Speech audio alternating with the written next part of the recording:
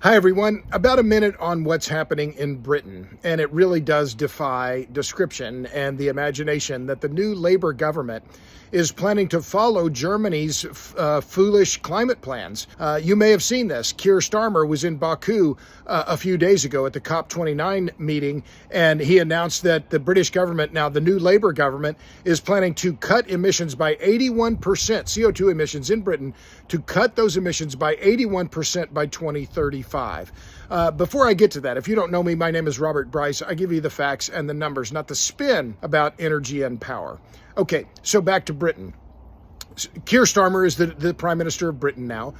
He took power after the Tories got beat in the last election, and he was in Baku pledging this massive emissions reduction, and he said that the government, quote, would not, quote, not tell people how to live their lives.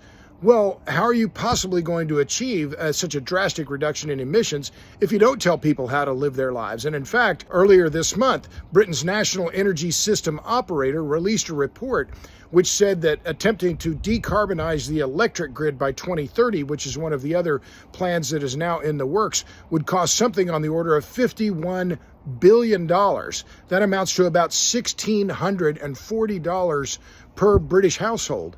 Well, as I explained on Substack and on this channel a few days ago, Britain could be, why aren't they looking at Germany? I talked about Germany extensively.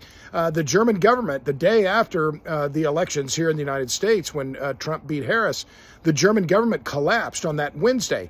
The government collapsed at almost the exact same time that the German electric grid was hit by a wind drought. It was the same wind drought hit Britain as well, by the way. They were in the middle of the wind energy output collapse, the government collapsed, and as you've undoubtedly heard, German industry is collapsing. Why? Because of high energy prices, because of onerous regulations, including electric vehicles, all these other things.